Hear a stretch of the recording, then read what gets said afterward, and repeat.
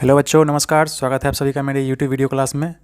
यह video Bihar board कक्षा 8 के गणित विषय पर है, जिसमें अध्याय 8 राशियों की तुलना के दूसरे भाग का अध्ययन करेंगे तथा प्रश्नावली 8.2 को हल भी करेंगे। पिछले वीडियो में हमने अनुपात, प्रतिशत तथा एक एक नियम समझा था और प्रश्नावली 8.1 को हल किया था। आज इस वीडियो में हम लोग प्रतिशत का जो प्रयोग करना होता है उसको सीखेंगे, बट्टा यानी डिस्काउंट को समझेंगे, और सेल टैक्स जो होता है बिक्री कर या वैल्यू एडेड टैक्स भी उसको कहते हैं, वैट, उसको समझेंगे तथा प्रश्नावली 8.2 को हल करना भी सीखेंगे। तो अंत तक बने रहे मेरे साथ। ऊपर के अध्यायों को मैं इसी तरह वीडियो के माध्यम से पढ़ा चुका हूँ और प्रश्नावली के एक एक प्रश्नों को भी हल कर चुका हूँ, जिसे आप मेरे चैनल के मैथ वाले प्लेलिस्ट में जाकर पढ़ सकते हैं। तो अगर आपने अभी तक मेरे चैनल को सब्सक्राइब नहीं किया है तो ज़रूर कर ले और बेल नोटिफिकेशन वाले आइकन को भी दबा दे, ताकि हर नया वीडियो सबसे पहले आप तक पहुंचता रहे और आपका पढ़ाई जारी रहे। अब आगे बढ़ने से पहले आप सभी से अनुरोध है कि वीडियो किसी अच्छे नेटवर्क वाले स्थान पर देखें या सेटिंग में जाकर इसका क्वालिटी 720 भी कर ले, ताकि आपको स्पष्ट दिखाई व सुनाई पड़े। यहाँ आपका पहला टॉपिक है 8.2 प्रतिशत के अनुप्रयोग। प्रतिशत को इंग्लिश में परसेंट कहते हैं, आप पढ़ चुके हैं। इस टॉपिक के अंतर्गत हम लोग पढ़ेंगे कि प्रतिशत जो है उसको हम कैसे उपयोग करते हैं, कहाँ उपयोग करते हैं। तो इसको हम उदाहरण से समझते हैं अच्छे से। आप कभी किसी शहर के दुकान में कोई वस्तु जैसे कपड़ा खरीदने जरूर गए होंगे, है ना। आप वहाँ देखते हैं कि दुकानदार जो है वह क्या करता है, कपड़ा पर छूट देता है, यानी डिस्काउंट देता है। अब जैसे किसी जीन्स पैंट का दाम है 1000 रुपये, तो दुकानदार उस पर क्या करता है, डिस्काउंट देता है, छूट देता है, जैसे 10%, 20%, 25% का छूट देता है ना। तो मान लीजिए किसी जीन्स पैंट का दाम 1000 रुपया है और उस पर आप दुकानदार को कहते हैं कि हमको ये कुछ कम कर दिए। दुकानदार बोलता है क्या कि हम इस पर 20% छूट है, छूट देंगे आपको, है ना। तो 1000 रुपया जीन्स पैंट का दाम हुआ और उस पर 20% दुकानदार क्या किया, छूट दे दिया। तो उस जीन्स पैंट का दाम हो जाता है 800 रुपया, है ना। तो इसी तरह के प्रश्नों को हम इसके अंतर्गत हम लोग बनाना सीखेंगे। अब आइए प्रतिशत से संबंधित कुछ तथ्य हैं उनको जान लेते हैं। जैसे क्रय मूल्य, इसको इंग्लिश में कहते हैं कॉस्ट प्राइस, ठीक है। हम किसी वस्तु को जिस दाम पर खरीदते हैं, जिस मूल्य पर खरीदते हैं, वही उस वस्तु का क्या कहलाता है, क्रय मूल्य कहलाता है, ठीक है। यह खरीदने का मूल्य है।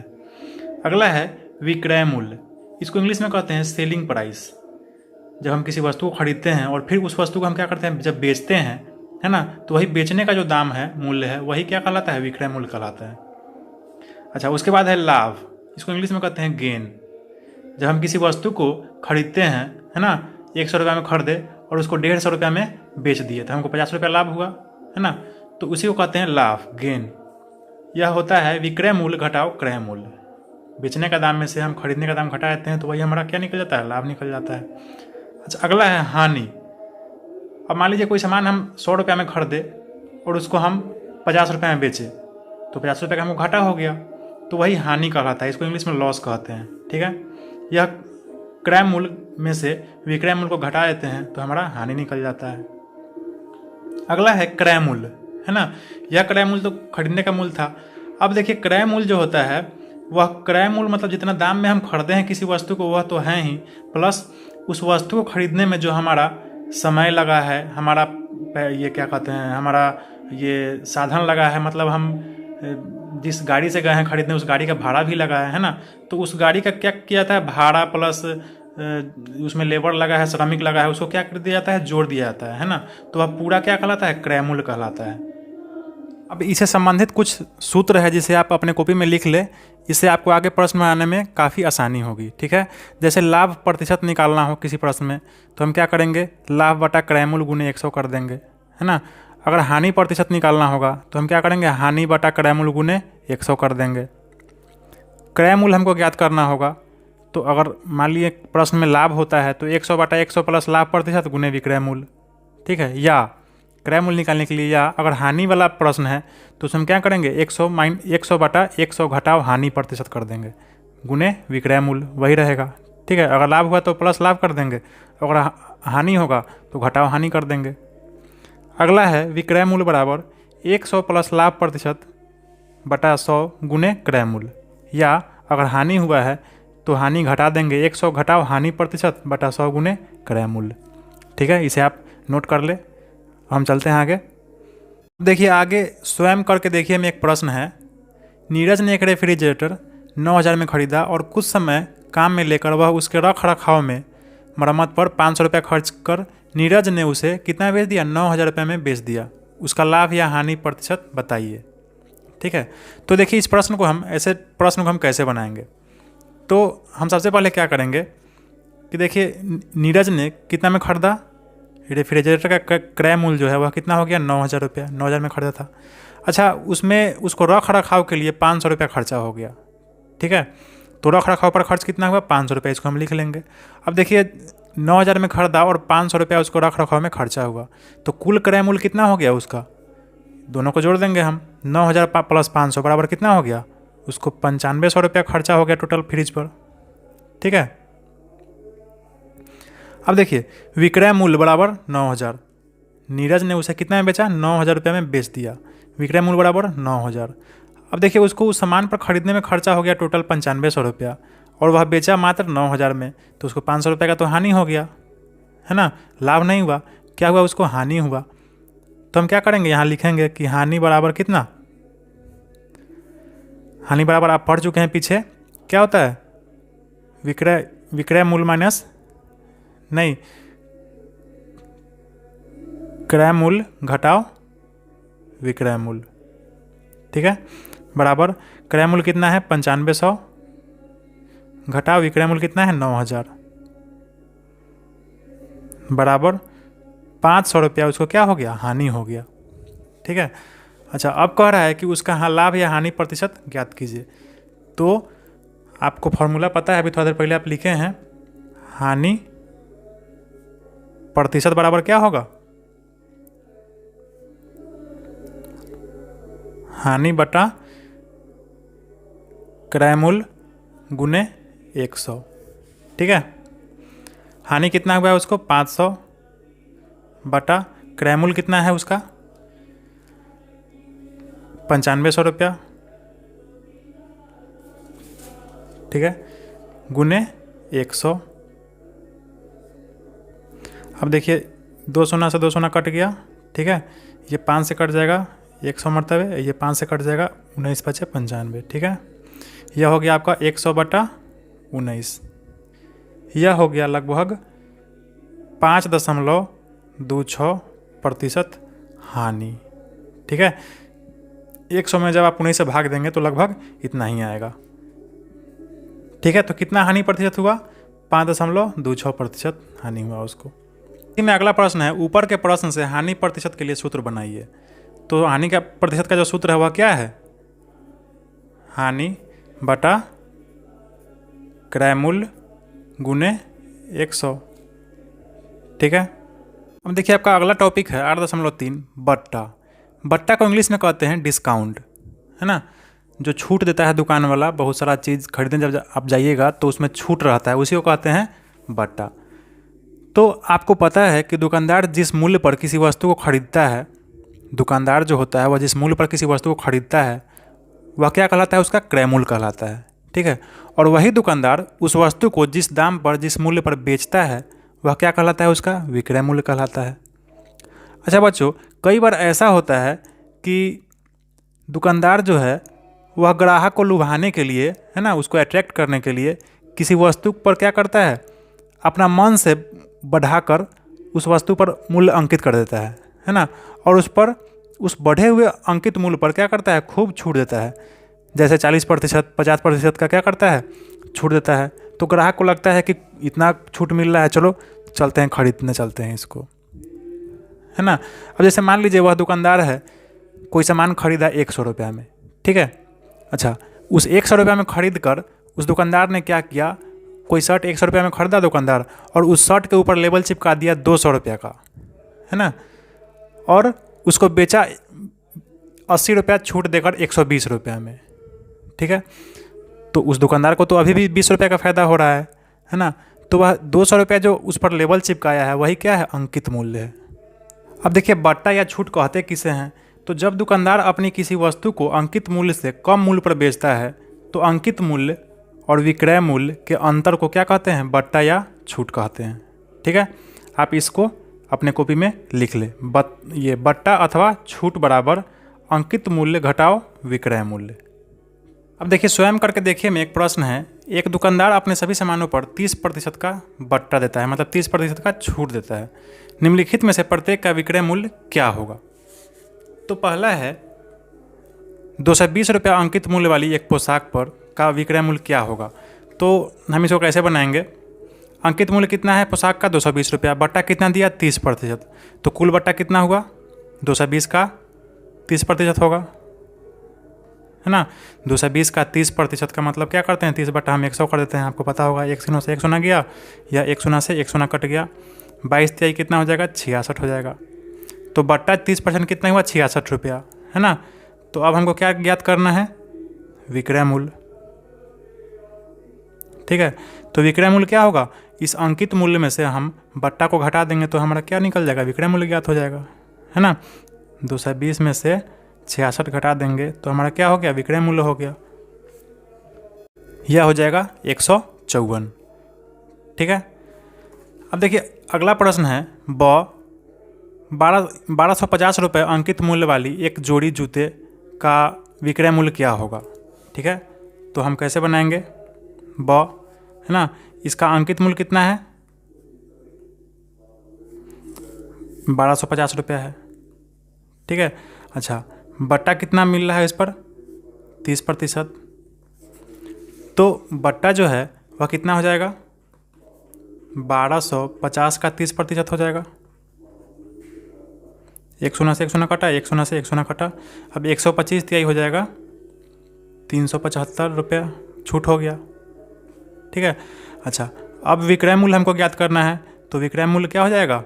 अंकित मूल्य घटाओ बट्टा। बट्टा कितना है? 375। तो 1250 में से 375 जाएगा तो कितना हो जाएगा? यह हो जाएगा आपको 875 रुपया। ठीक है, अगला है प्रश्न कि 6 से 50 रुपये अंकित मूल्य वाली एक बैग का विक्रय मूल्य क्या होगा। तो यह भी हम ऐसे ही ज्ञात करेंगे 100 में। इसका अंकित मूल्य कितना है? 6 से 50 है। ठीक है, अच्छा बट्टा कितना है? 30% है। तो 6 से 50 का 30% बट्टा कितना हो जाएगा? 1 शून्य से 1 शून्य कटा, 1 शून्य से 1 शून्य कटा, 65 हो जाएगा। 65 तिहाई कितना हो जाएगा? 195 हो जाएगा। ठीक है, तो इसका विक्रय मूल्य जो हो जाएगा वह कितना हो जाएगा? अंकित मूल्य घटाओ बट्टा, मतलब छूट। अंकित मूल्य आपका 6 से 50 है, इसमें से छूट 195 घटा देंगे तो यह आपका हो जाएगा 455 रुपया हो जाएगा आंसर। ठीक है, अब इसी में है देखिए एक अगला प्रश्न 2 नंबर। एक स्कूटर 8% बट्टे पर 27,600 रुपये में बेची जाती है, तो स्कूटर का अंकित मूल्य ज्ञात कीजिए। तो इस प्रश्न को हम कैसे बनाएंगे? माना कि स्कूटर का अंकित मूल्य x है ना। हमको स्कूटर का अंकित मूल्य ज्ञात करना है। तो माना कि स्कूटर का अंकित मूल्य हम क्या है? x है। अच्छा बट्टा कितना प्रतिशत दे रहा है? 8%। तो कुल बट्टा कितना हो जाएगा? x का 8%, है ना। x का 8/100 यानी यह हो जाएगा 8x बटा 100। ठीक है, अच्छा इतना पर इसका विक्रय मूल्य कितना है? 2760। तो विक्रय मूल्य जो हम ज्ञात करते हैं वह कैसे ज्ञात करते हैं? अंकित मूल्य में से बट्टा को घटा देते हैं तो हमारा विक्रय मूल्य ज्ञात हो जाता है ना। तो अंकित मूल्य हमारा x है। अच्छा इसमें से हम घटा देंगे यह बट्टा कितना है? 8x बटा 100। तो यह हमारा क्या हो जाएगा? यह हमारा विक्रय मूल्य हो जाएगा। अब हम इसी को क्या करेंगे? आगे बढ़ा देंगे, है ना। आप दूसरे चैप्टर में पढ़ चुके हैं ऐसे सवाल बनाना। विक्रय मूल्य हमारा कितना है? 27,600, है ना। 27,600 में बेची जाती है। तो यह विक्रय मूल्य जो हो गया यह 27,600 हो गया बराबर x माइनस 8x बटा 100। अब देखिए हम x माइनस 8x बटा 100 को हम क्या करेंगे? हम ये बटा पर वाला जो घटाव होता है वैसे हम बनाएंगे। ठीक है, तो इसके नीचे भी 1 मान लीजिए, है ना। 1 और 100 का लघुत्तम 100 हो जाएगा। तो 1 × 100 बराबर 100 में गुना कीजिएगा तब 100 होगा एक में, है ना। तो हमको x में भी कितना से गुना करना पड़ेगा, 100 से गुना करना पड़ेगा। है बात समझ में। तो यह हो जाएगा 100x माइनस, अब 100 इकाई 101 होगा, 100 होगा, तो हम 8x में भी 1 से गुना करेंगे, तो 8x में 1 से गुना करेंगे तो यह 8x ही रह जाएगा, है ना। समझिएगा इसको अच्छे से। अब देखिए यह हो जाएगा आपको 27,600 बराबर 101 में से 8x गया तो यह हो जाएगा 92x बटा 100। ठीक है। अब हम क्या करेंगे,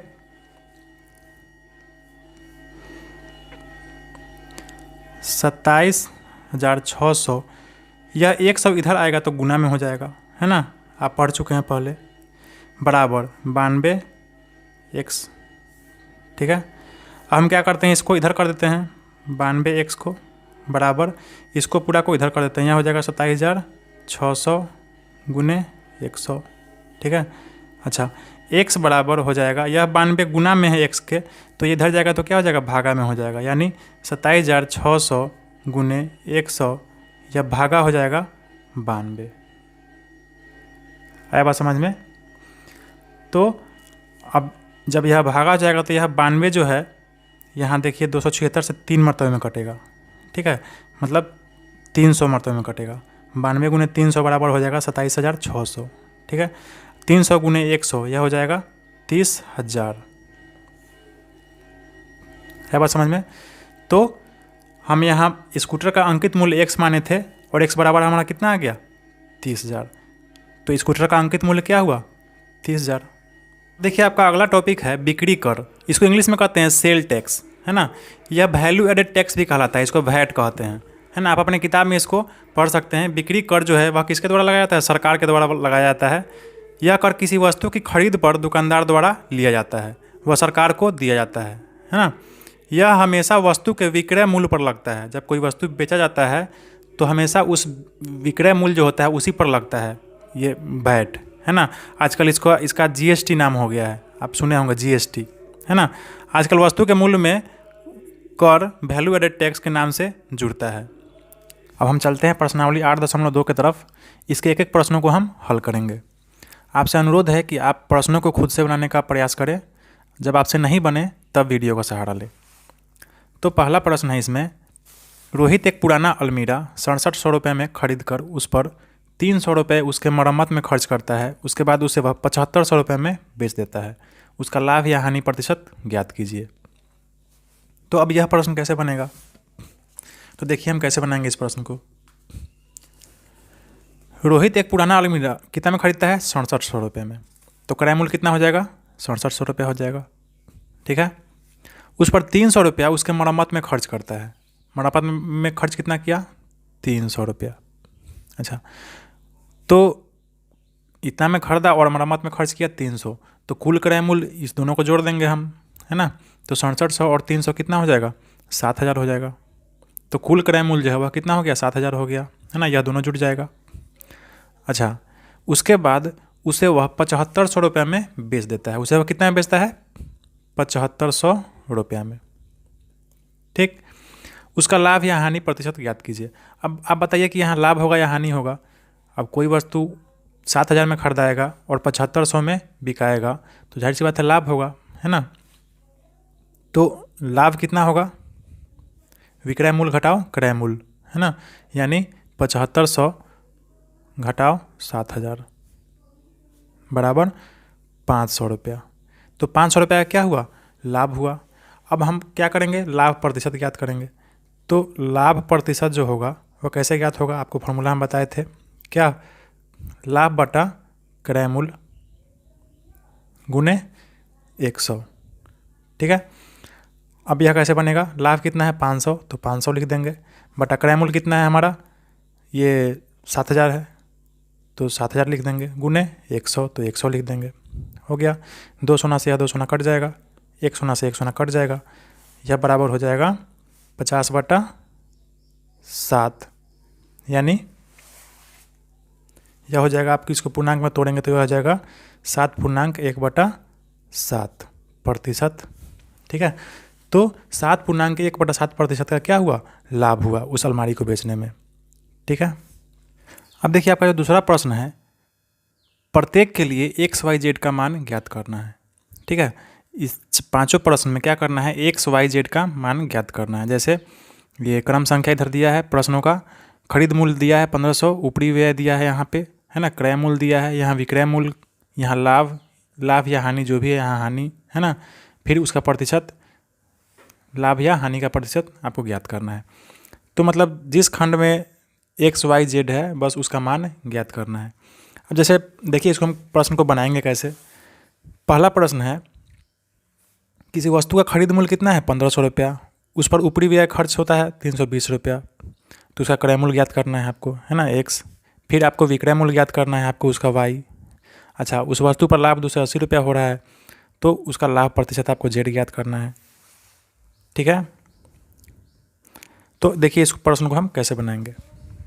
जैसे देखिए खरीद मूल्य 1500 रुपया है, लिख दिए, ऊपरी व्यय 320 है, लिख दिए, क्रय मूल्य हमको ज्ञात करना है। तो आपको पता है क्रय मूल्य जो होता है, कुल क्रय मूल्य खरीद मूल्य प्लस ऊपरी व्यय का योग होता है ना। तो यह हो जाएगा आपको 1500 जोड़ 320, यह कितना हो जाएगा 1820 रुपया हो जाएगा क्रय मूल्य। ठीक है, अच्छा क्रय मूल्य हो गया आपका 1820। अब आपको विक्रय मूल्य वाई ज्ञात करना है। तो विक्रय मूल्य बराबर क्या होता है, क्रय मूल्य प्लस लाभ। तो क्रय मूल्य प्लस लाभ जो है वह क्या होगा, क्रय मूल्य तो आपका 1820 रुपया हो गया। ठीक है, लाभ कितना है आपके प्रश्न में दिया हुआ है 280 रुपया। तो क्रय मूल्य 1820 और यह लाभ जो है वह 280 रुपया आपके प्रश्न में दिया हुआ है। इसको हम क्या करेंगे, जोड़ देंगे, जो हमारा सूत्र है। यह कितना हो जाएगा आपको 1820 और 280, यह हो जाएगा 1100 रुपया। तो विक्रय मूल्य वाई जो है वह कितना हो जाएगा 1100, है ना। क्रय मूल्य आपका 1820 रुपया निकल चुका है, विक्रय मूल्य आपका 1100 रुपया निकल गया, वाई का मान। अच्छा, अब लाभ 280 रुपया है, तो अब जेड का मान आपको ज्ञात करना है, लाभ प्रतिशत कितना होगा, है ना। तो लाभ प्रतिशत ज्ञात करने का फॉर्मूला आपको पता है, लाभ बटा क्रय मूल्य गुने 100। इसी फॉर्मूला पर हम बैठा देंगे। लाभ कितना हुआ है 280 बटा क्रय मूल्य कितना है आपका 1820 है, गुने 100 कर देंगे, आपका आंसर आ जाएगा। या 1 शून्य से 1 शून्य कट गया, 7 से 7 चौका 28, या 7 से कट जाएगा 7 दूना 14 और 7 छक 42, फिर यह 2 से कट जाएगा 2 दूना 4, 2 से कट जाएगा 13 मरतबे। ठीक है, यह बराबर हो जाएगा, यहाँ 2 बच गया, 2 गुने 100 बराबर हो जाएगा 200 बटा 13। तो लाभ प्रतिशत जो है आपका वह कितना हुआ 200 बटा 13, यानी इसको जब आप भाग देंगे तो यह आएगा लगभग 15.38% के आसपास। ठीक है, तो यहाँ आपका x का मान भी निकल गया, y का मान भी निकल गया और लाभ z का मान भी निकल गया। ठीक है, देखिए अगला प्रश्न है 2 नंबर, खरीद मूल्य 240 है, ऊपरी व्यय 20 रुपया है, तो क्रय मूल्य ज्ञात करना है, विक्रय मूल्य y ज्ञात करना है और हानि आपको जेड ज्ञात करना है। ठीक है, हानि प्रतिशत दिया है कितना 10%। तो इसको देखिए कैसे बनाएंगे हम। सबसे पहले क्या करेंगे, जितना भी चीज़ हमको दिया हुआ है सबको हम एक लाइन से लिख लेंगे। ठीक है, तो यहाँ देखिए खरीद मूल्य 240 रुपया दिया हुआ है, आप अपने प्रश्न में देख लेंगे, और ऊपरी खर्च 20 रुपया है और हानि कितना है 10% है ना। तो क्रय मूल्य x ज्ञात करना है। तो क्रय मूल्य x ज्ञात करने के लिए हम क्या करेंगे, खरीद मूल्य प्लस ऊपरी व्यय दोनों को जोड़ देते हैं, तो हमारा क्या निकल जाता है, क्रय मूल्य निकल जाता है। तो 240 और 20 कितना हो जाएगा, 240 प्लस 20 बराबर हो जाएगा या 260। ठीक है,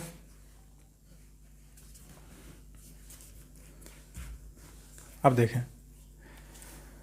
यहाँ विक्रय मूल्य जो है, विक्रय मूल्य का फॉर्मूला आपको पता होगा, सूत्र क्या होता है 100 माइनस हानि प्रतिशत बटा 100 गुने क्रय मूल्य। तो इसको अभी हम निकाल लेंगे। तो 100 माइनस हानि प्रतिशत कितना है 10%, तो 10 घटा देंगे बटा 100 गुने क्रय मूल्य कितना है 260। ठीक है, तो यह कितना हो जाएगा आपको, 100 में से 10 गया तो 90 हो जाएगा, 90 बटा 100 गुने 260। ठीक है, यह 1 शून्य से 1 शून्य गया, यह 1 शून्य से 1 शून्य कट जाएगा, तो यह हो जाएगा 26 गुने 9। तो ये 26 गुने 9 आपका हो जाएगा कितना 234। ठीक है, तो आपका जो विक्रय मूल्य हुआ वाई वह कितना आएगा 234 रुपया। क्रय मूल्य कितना आया है 260 रुपया। तो हानि बराबर क्या होता है क्रय मूल्य माइनस विक्रय मूल्य। क्रय मूल्य कितना है 260 घटाओ विक्रय मूल्य कितना है 234, है ना। जब 260 में से 234 घटेगा तो कितना हो जाएगा 26 रुपया हो जाएगा। ठीक है, तो यह 26 रुपया जो है यह क्या आया हमारा हानि आया जेड। ठीक है, अब देखिए आपका अगला प्रश्न है 3 नंबर। इसमें खरीद मूल्य 500 दिया है, ऊपरी व्यय निकालना है, क्रय मूल्य 575 रुपया दिया है, विक्रय मूल्य वाई ज्ञात करना है, फिर लाभ 125 रुपया दिया है और लाभ प्रतिशत आपको जेड ज्ञात करना है। ठीक है, तो सबसे पहले जितना भी चीज़ दिया हुआ है उसको हम क्या करेंगे व्यवस्थित तरीके से लिख लेंगे ऐसे। ठीक है, खरीद मूल्य कितना दिया है 500 रुपया, तो हम 500 रुपया लिख लेंगे। क्रय मूल्य कितना है 575 रुपया लिख लेंगे। लाभ कितना है 125 रुपया लिख लेंगे। अब आपको एक्स ज्ञात करना है ऊपरी व्यय। तो ऊपरी व्यय बराबर क्या होता है क्रय मूल्य में से हम खरीद मूल्य को घटा देंगे तो हमारा ऊपरी व्यय निकल जाएगा। तो क्रय मूल्य माइनस खरीद मूल्य। क्रय मूल्य कितना है 575 और इसमें घटा देंगे खरीद मूल्य 500 रुपया। तो आपका ऊपरी व्यय कितना हो गया 75 रुपया आंसर। ठीक है, अब अगला है वाई विक्रय मूल्य ज्ञात करना है। तो विक्रय मूल्य बराबर आपको पता होगा क्रय मूल्य प्लस लाभ होता है। ठीक है, तो क्रय मूल्य कितना है 575 रुपया प्लस लाभ कितना है 125 रुपया। यह कितना हो जाएगा 575 में 125 जुटेगा तो यह हो जाएगा 700 रुपया। तो 700 रुपया क्या हो गया आपका विक्रय मूल्य हो गया। ठीक है, एकदम आसान है। अब अगला जेड आपको ज्ञात करना है लाभ प्रतिशत। तो लाभ प्रतिशत का आपको फॉर्मूला पता है लाभ बटा क्रय मूल्य गुने 100 होता है। ठीक है, तो लाभ कितना है 125, क्रय मूल्य कितना है 575 गुने 100। ठीक है, इसको काटेंगे 25 से, 25 पचे 125, यह 25 से कट जाएगा, 25 दूना 50 और 25 × 75 है ना, 23 मरतबे कट जाएगा। तो 5 गुने 100 हो जाएगा यह 500 और बटा यह हो जाएगा 23। ठीक है, और यह 500 बटा 23 को जब आप पूर्णांक में जब आप तोड़ेंगे तो यह हो जाएगा 21.17 बटा 23। ठीक है, तो इतना प्रतिशत क्या हो जाएगा लाभ हो जाएगा। ठीक है, अब देखिए आपका अगला प्रश्न है 4 नंबर। खरीद मूल्य 9000 दिया है, ऊपरी व्यय 200 रुपया दिया है, तो आपको क्रय मूल्य x ज्ञात करना है। विक्रय मूल्य 7200 रुपया दिया है, तो आपको हानि y ज्ञात करना है और अंत में हानि प्रतिशत z भी ज्ञात करना है। तो हम कैसे बनाएंगे आपको बता चुके हैं। सबसे पहले जितना भी चीज़ दिया हुआ है उसको व्यवस्थित रूप से हम सजा लेंगे अपने कॉपी में, है ना। इसको हम सजा लेंगे अच्छे से।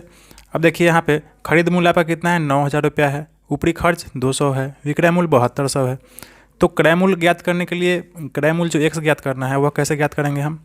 क्रय मूल्य ज्ञात करने के लिए हम खरीद मूल्य में ऊपरी खर्च को जोड़ देते हैं तो हमारा क्रय मूल्य ज्ञात हो जाता है। तो खरीद मूल्य 9000 है, इसमें हम जोड़ देंगे ऊपरी खर्च 200, तो यह हो जाएगा हमारा 9200। जो हो जाएगा वह क्या हो जाएगा यह हमारा क्रय मूल्य हो जाएगा। ठीक है, अब देखिए हानि हमको ज्ञात करना है। तो हानि बराबर आपको पता है क्रय मूल्य घटाओ विक्रय मूल्य होता है ना। तो क्रय मूल्य हमारा 9200 रुपया है। ठीक, घटाएंगे हम कितना विक्रय मूल्य कितना है 7200 रुपये में बेचा है, तो 7200 रुपया घटा देंगे इसमें, यह कितना हो जाएगा 2000 रुपया। तो 2000 रुपया जो है वह क्या हुआ यह हानि हुआ, है ना, उस सामान को बेचने में। अब देखिए हानि प्रतिशत की भी ज्ञात करना है जेड। तो हानि प्रतिशत बराबर आपको पता है हानि बटा क्रय मूल्य गुने 100 होता है। तो हानि कितना है 2000 बटा क्रय मूल्य कितना है 9200, ये है गुने 100। अब हम क्या करेंगे इस 200 से इस 200 काट देंगे, है ना। अब इसको काट देंगे 4 × 20, 4 से इसको काट देंगे, 4 से कटेगा 23 मरतबे। ठीक है, 4 दूना 8, 4 3 12, 5 गुने 100 हो जाएगा 500 बटा 23। ठीक है, इसको जब हम पूर्णांक में बदलेंगे तो यह हो जाएगा 21.17 बटा 23। ठीक है, 21.17 बटा 23 प्रतिशत। हानि प्रतिशत कितना हुआ 21.17 बटा 23 प्रतिशत। अब देखिए आपका अगला प्रश्न है 5 नंबर। इसमें खरीद मूल्य आपको ज्ञात करना है। ऊपरी खर्चा दिया है 50 रुपया, क्रय मूल्य दिया है 500 रुपया, ठीक है। फिर विक्रय मूल्य आपको y ज्ञात करना है और लाभ भी आपको ज्ञात करना है, जबकि लाभ प्रतिशत आपको 20% दिया गया है। तो हम जैसे सभी प्रश्नों को बनाए वैसे ही क्या करेंगे, सभी को पहले एक लाइन से अच्छे से सजा लेंगे, उसके बाद एक एक करके XYZ का मान ज्ञात करेंगे। तो यहाँ देखिए आप, यहाँ हम कैसे बनाएंगे इस प्रश्न को। ऊपरी खर्च दिया है 50 रुपया, क्रय मूल्य 500 रुपया है, लाभ प्रतिशत है 20%, ठीक है। तो सबसे पहले x खरीद मूल्य ज्ञात करना है। तो खरीद मूल्य जो होता है वह हम क्रय मूल्य में से ऊपरी खर्च घटा देंगे तो हमारा क्या निकल जाएगा, खरीद मूल्य निकल जाएगा। तो क्रय मूल्य कितना है हमारा, 500 रुपया है। इसमें से घटा देंगे कितना, ऊपरी खर्च 50 रुपया, तो हमारा खरीद मूल्य क्या हो जाएगा, 500 में से 50 गया 450 रुपया, हमारा क्या हो गया, खरीद मूल्य हो गया, ठीक है। अच्छा, अब है विक्रय मूल्य ज्ञात करना है हमको। तो विक्रय मूल्य का फार्मूला आप लिख चुके हैं, आपको सूत्र पता है, 100 प्लस लाभ प्रतिशत बटा 100 गुने क्रय मूल्य होता है। तो 100 प्लस लाभ प्रतिशत कितना है, 20 बटा 100 गुने क्रय मूल्य कितना है, 500 रुपया, ठीक है। अब देखिए 120 हो जाएगा यह जुट के, बटा 100 गुने 500, ठीक। अब यह क्या होगा, यह 2 शून्य से यह 2 शून्य कट जाएगा, तो कितना हो जाएगा, 120 गुने 5 12 25 60, यह हो जाएगा 600 रुपया, ठीक। तो विक्रय मूल्य y कितना आया, 600 रुपया, ठीक है। अब देखिए, अब आपको क्या ज्ञात करना है, z लाभ, लाभ कितना हुआ। तो लाभ जो होता है वह विक्रय मूल्य माइनस क्रय मूल्य होता है, आपको पता है। तो विक्रय मूल्य कितना आया, 600, घटाओ क्रय मूल्य कितना है, 500, ठीक है। तो 600 में से 500 गया 100, तो 100 रुपया जो है यह क्या हुआ, यह लाभ हुआ, ठीक। अब देखिए आपका अगला प्रश्न है 3 नंबर। एक बिजली के पंखे को 510 रुपये में बेचने पर एक दुकानदार को 15% की हानि उठानी पड़ती है, ठीक है। बताइए दुकानदार ने पंखा कितने में खरीदा। यदि वह पंखे को 630 रुपये में बेचे तो उसे कितना प्रतिशत का लाभ या हानि होगा, ठीक है। तो सबसे पहले जितना हमको दिया हुआ है उतना हमको लिख लेंगे, है ना। कितना में बेचा, 510 रुपये में, और कितना का हानि हुआ, 15% की। तो हमको क्या ज्ञात करना है, पंखा का क्रय मूल्य। तो हम देखिए कैसे बनाएंगे इसको। पंखा का विक्रय मूल्य 510 रुपया है, हानि 15% है। तो क्रय मूल्य ज्ञात करने का सूत्र है, आपको हम लिखवा चुके हैं, 100 बटा 100 माइनस हानि गुने विक्रय मूल्य, ठीक है। तो क्या होगा यहाँ पे, 100 बटा 100 में से हानि कितना है, 15%, 15 घट जाएगा, गुने विक्रय मूल्य कितना है, 510, ठीक है। अब देखिए यह हो जाएगा 100 बटा 100 में से 15 गया 85 गुने 510, ठीक है। यह 5 से कट जाएगा, 17 से कट जाएगा, 17 5 85 और 17 तिहाई 51 30 मरतबे, है ना। फिर यह 5 से 6 मरतबे कट जाए, 5 छक 30, 6 गुने 100 हो जाएगा 600 रुपया। तो पंखा का जो क्रय मूल्य, कितने में खरीदा पंखा, 600 रुपया में, ठीक है।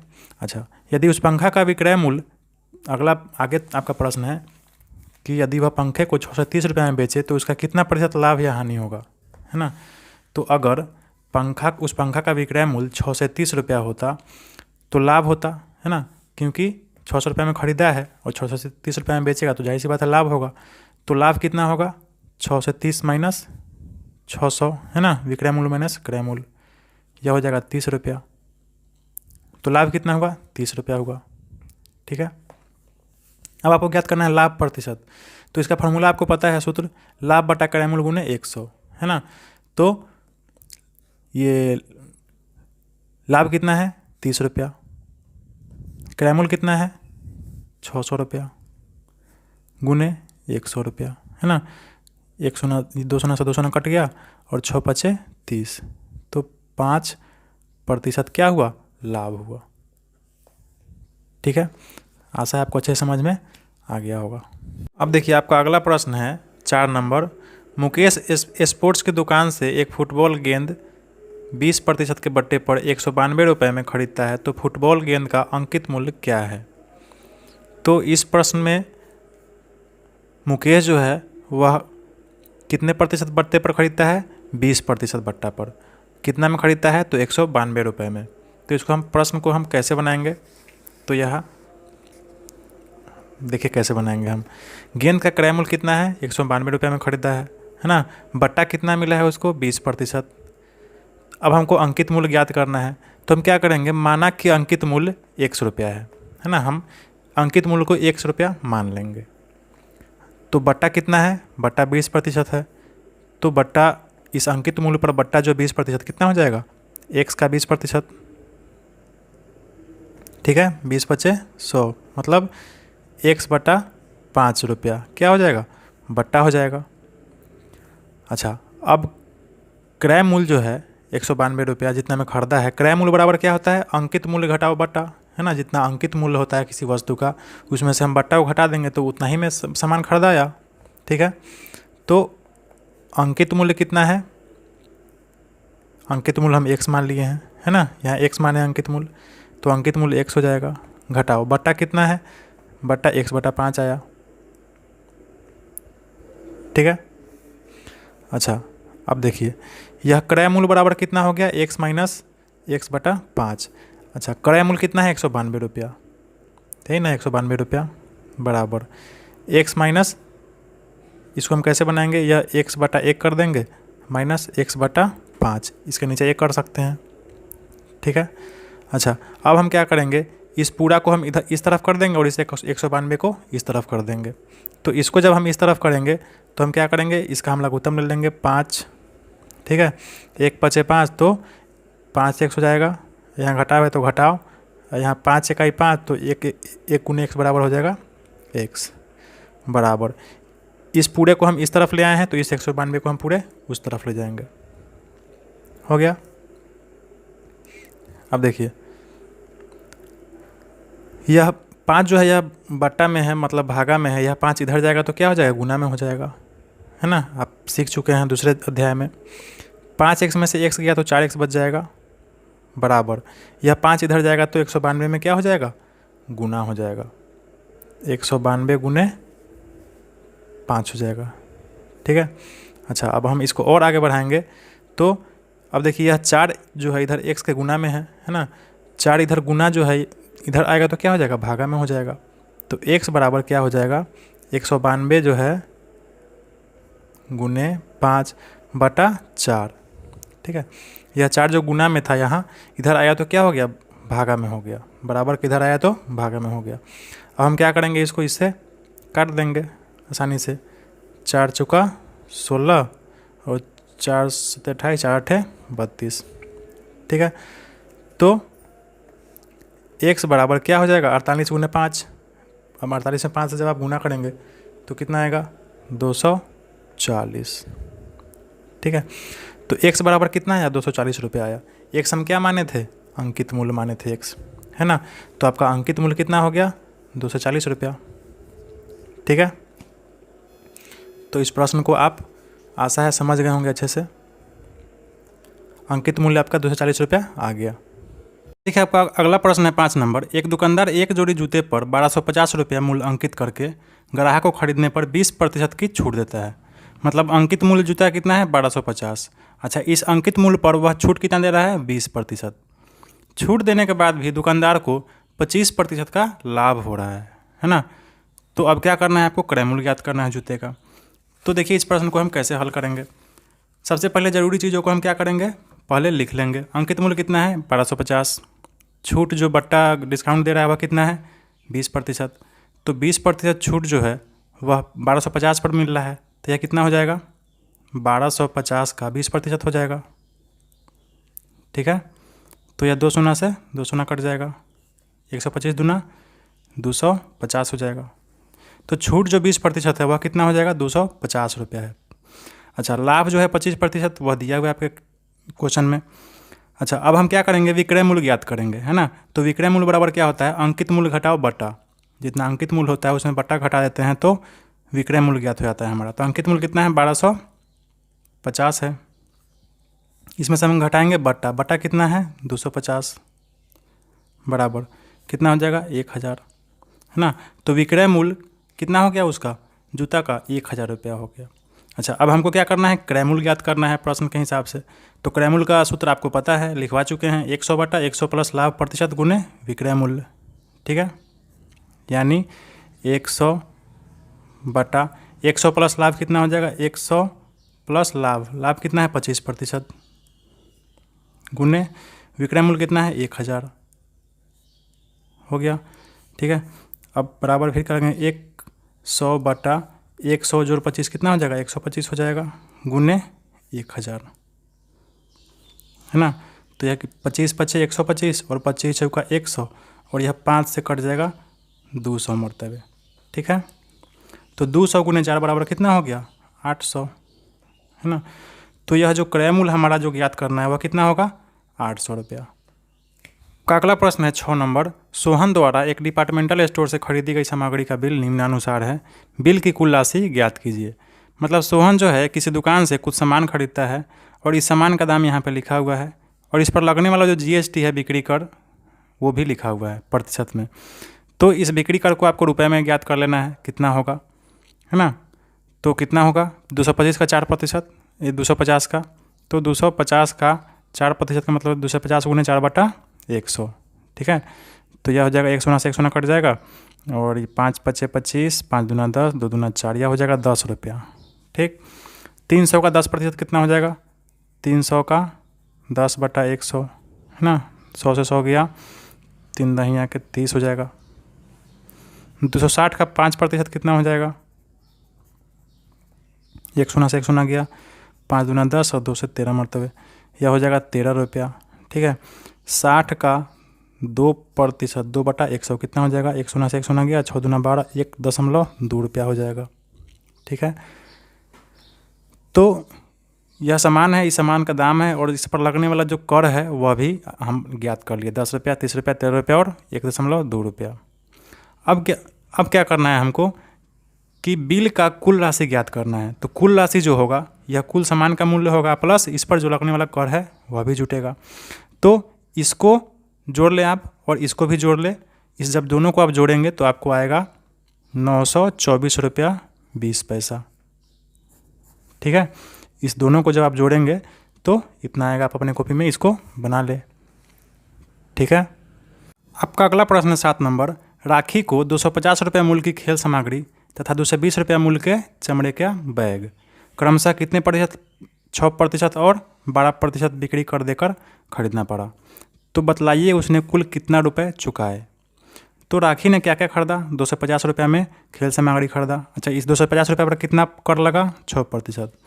अच्छा, 220 रुपये का चमड़ा का बैग खरीदा, इस पर कितना कर लगा उसको 12%। तो उसको कुल राशि निकालना है। तो देखिए कैसे निकलेगा। सबसे पहले हम जो भी चीज़ है मेरे पास उसको हम लिख लेंगे, है ना। खेल सामग्री कितना का आया 250 रुपये का, तो उस पर बिक्री कर कितना लगा 6%। तो यह 6% जो बिक्री कर है वह कुल कितना हो जाएगा, 250 का 6% यानी 6/100। तो यह 100 से 100 कट जाएगा, है ना। यह कितना हो जाएगा और 5 पचे 25, 5 दूना 10 और 2 से 3 मरतबे कट लग जाएगा, 5 तिहाई 15। तो 250 रुपये खेल सामग्री पर बिक्री कर लग रहा है 15 रुपया। अब देखिए अगला है चमड़ा का बैग 220 रुपया में है, तो इस पर बिक्री कर लग रहा है 12%, यानी 12% कितना हो जाएगा 220 का 12%। ठीक है, 100 से 100 कट जाएगा और यह कितना हो जाएगा 12 गुने 22 हो जाएगा आपको 264/10, यह हो जाएगा 26 रुपया 4 पैसा। ठीक है, 40 पैसा। तो कुल राशि अब कितना होगा, तो यहाँ देखिए 250 रुपया और 220 रुपया तो दोनों का दाम ही है, तो 250 रुपया प्लस 220 रुपया प्लस इस पर कर कितना लग रहा है 15 रुपया, इसको भी जोड़ देंगे। इस पर कर कितना लग रहा है चमड़ा का बैग पर 26 रुपये 40 पैसा, इसको भी जोड़ देंगे, है ना। कुल को जोड़ने के बाद हमारा जो राशि जितना आएगा, है ना, उतना क्या हो जाएगा, इसको जोड़ने पर आपको आएगा 511 रुपया 40 पैसा।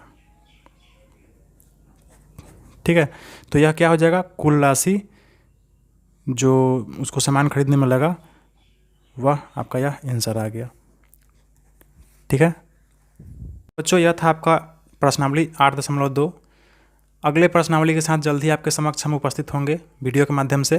तब तक आप अपना पढ़ाई जारी रखें और अगर यह वीडियो अच्छा लगा तो लाइक करें, कुछ कहना चाहते हो तो कमेंट करें और अपने दोस्तों को शेयर करना ना भूलें। Thank you.